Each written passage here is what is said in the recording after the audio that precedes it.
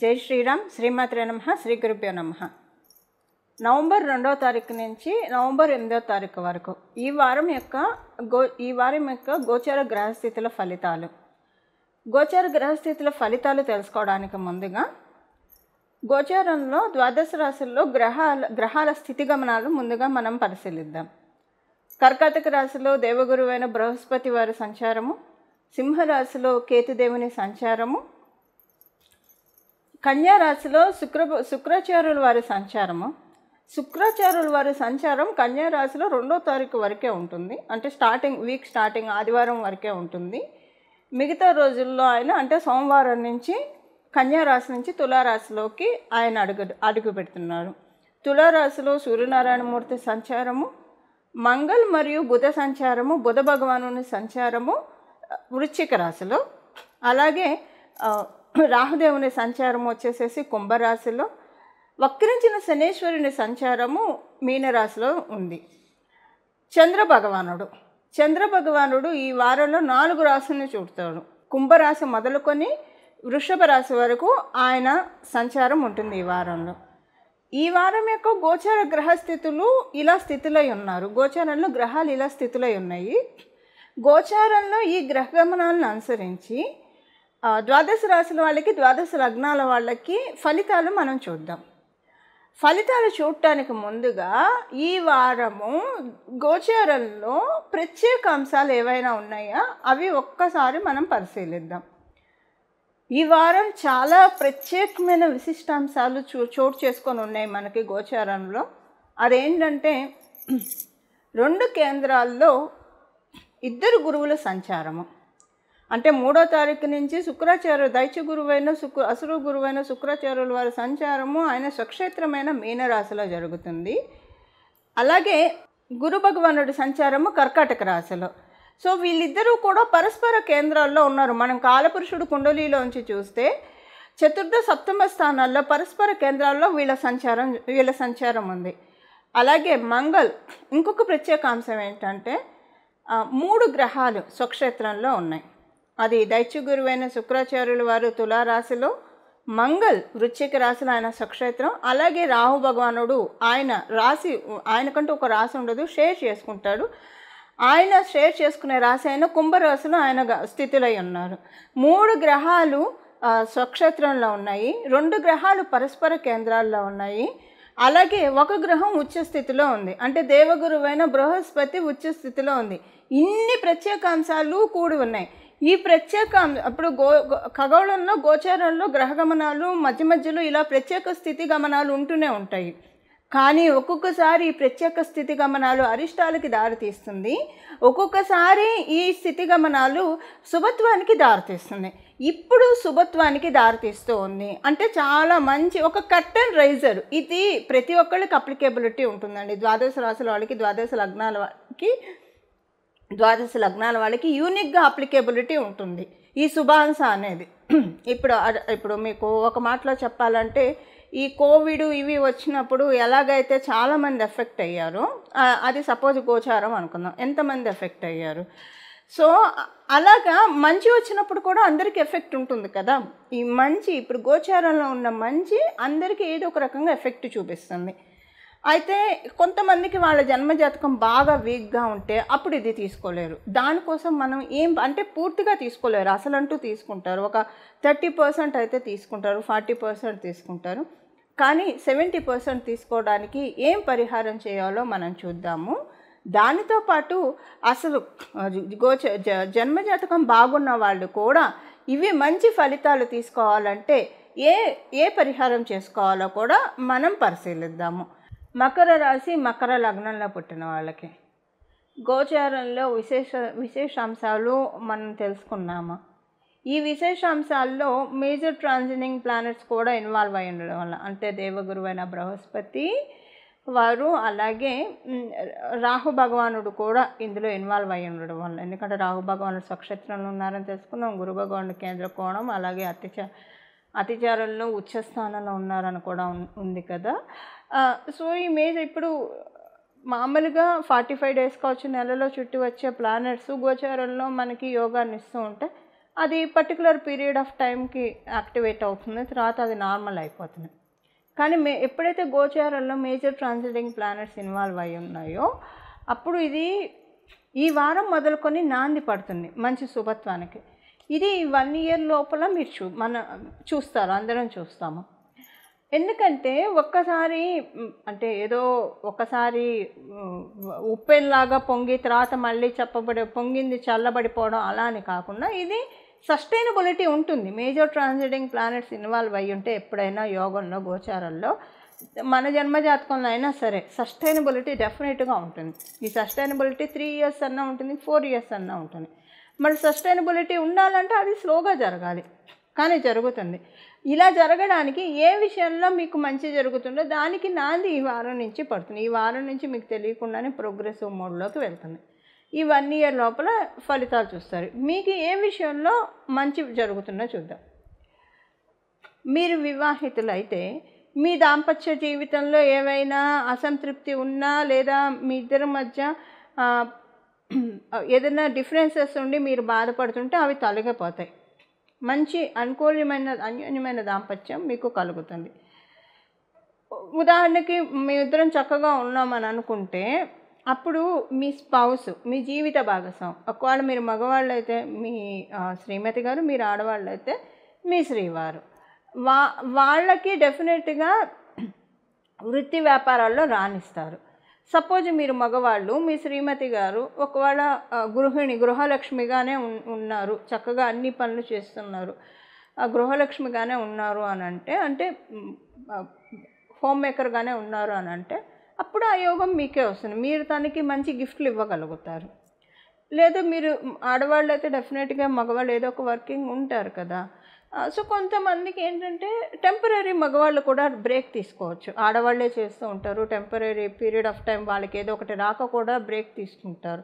అలాంటి కోవలో మీరుంటే ఇప్పుడు మీ హస్బెండ్కి ఒక మంచి అనుకున్నది వస్తుంది, బ్రేక్ వస్తుంది. ఏదైనా ఒక మంచి ఉద్యోగం కావచ్చు, వ్యాపారం సెట్ అవ్వడం, కానీ ఎక్కువ ఉద్యోగమే సెట్ అవుతుంది.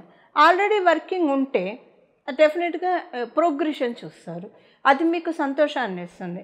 అమ్మయ్య పోన్లే, ఇంతకాలం నుంచి వేచి చూస్తున్నది ఇప్పుడు వస్తూ ఉన్నది మనకి అని అది మీరు డెఫినెట్గా చూస్తారు. మీరు వివాహ ప్రయత్నాలు చేస్తున్నారు, వివాహం కుదరటలేదు, అది జరుగుతుంది.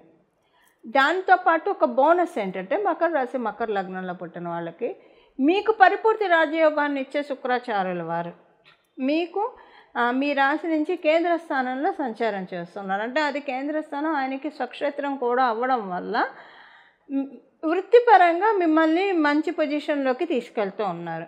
చాలా మంచి పొజిషన్లోకి మీరు ఒకవేళ వర్కింగ్ అయితే, అంటే మగవాళ్ళు అయితే వర్కింగ్ ఉంటారు, మగవాళ్ళైనా ఒక్కొక్కసారి వెయిట్ చేస్తూ ఉంటారు, మంచి ఉద్యోగం కోసం ప్రయత్నాల్లో ఉంటారు. అలా ప్రయత్నాల్లో ఉంటే మీకు వస్తుంది. ఒకవేళ ఆల్రెడీ మీరు చేస్తూ ఉంటే దాంట్లో ప్రోగ్రెసివ్ మోడ్లో చూస్తారు. ఒకవేళ మీరు ఆడవాళ్ళు అయితే మీరు ఒకవేళ సెర్చింగ్లో ఉంటే మంచి ఉద్యోగం దొరుకుతుంది.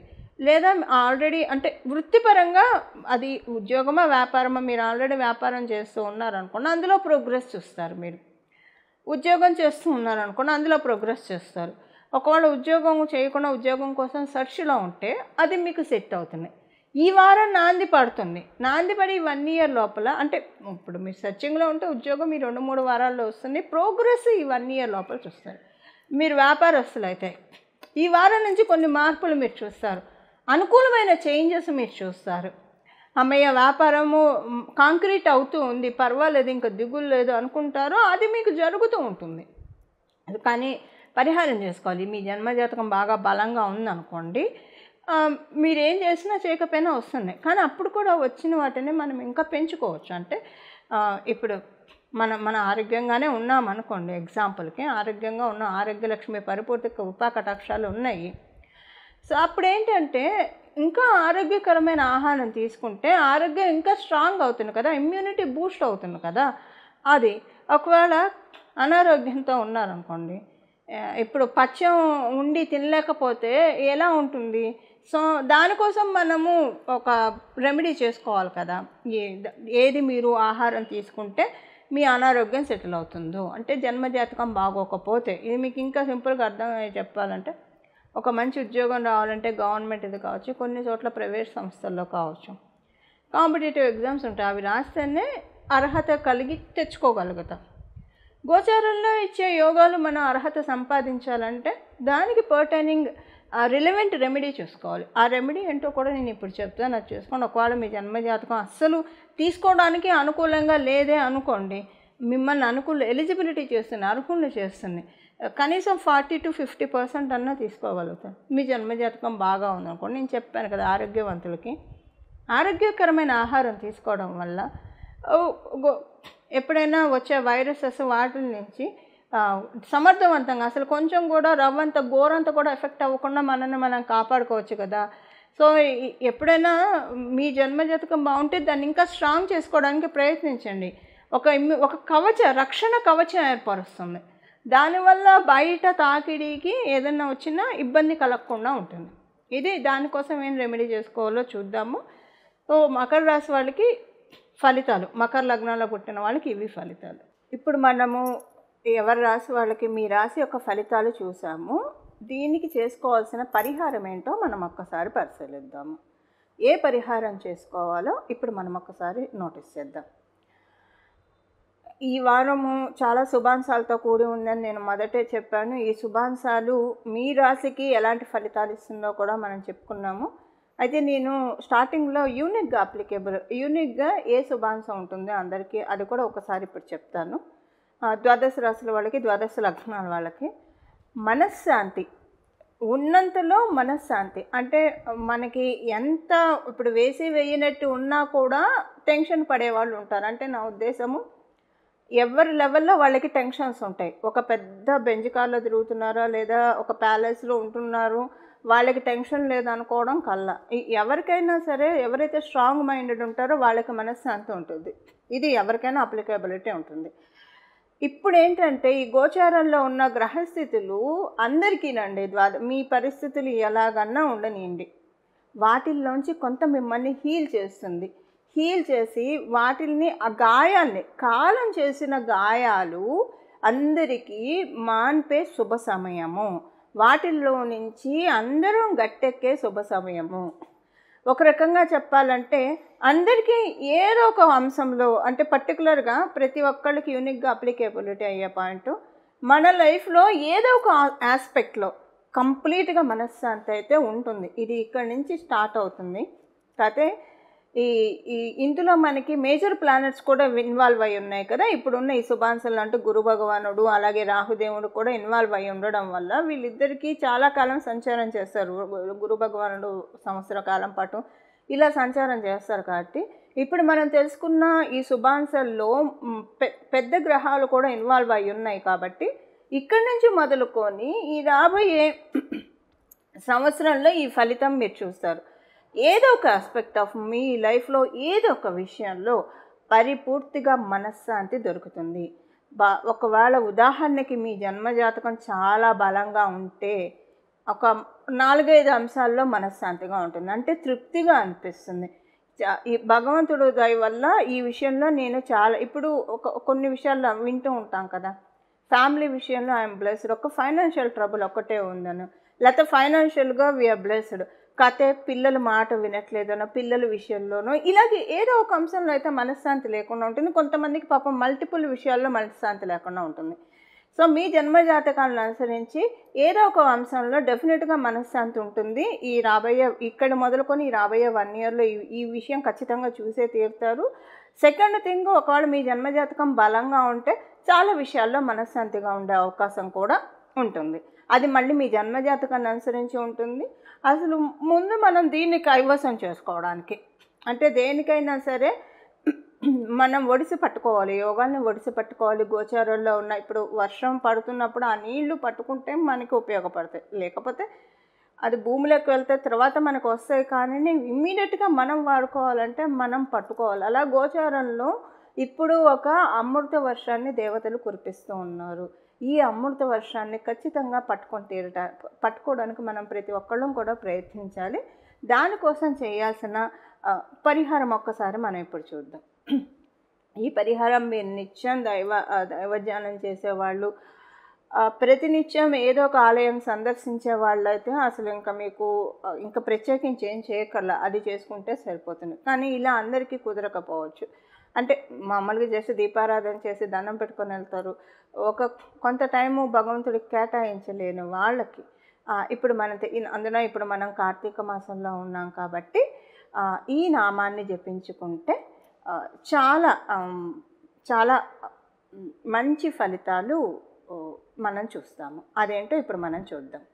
ఇప్పుడు ఉంటున్న ఈ శుభత్వంలో మనకి మేజర్గా స్టార్టింగ్ శుభత్వం గురు భగవాను నుంచి దేవగురువైన బృహస్పతి నుంచి స్టార్ట్ అవుతుంది. తర్వాత సెకండ్ ప్లానెట్ దైత్య గురువైన శుక్రాచార్యులు వారు మేజర్ గురువులు ఇంపాక్ట్ ఉండడం వల్ల పరమశివుణ్ణి ఈ నామంతో కనుక ప్రతిరోజు కూడా మనసులో ఇప్పుడు మీరు ఓంకారం చేర్చైతే స్నానం చేసిన వెంటనే జపించాలి ఒక 108 సార్లు అలాగా.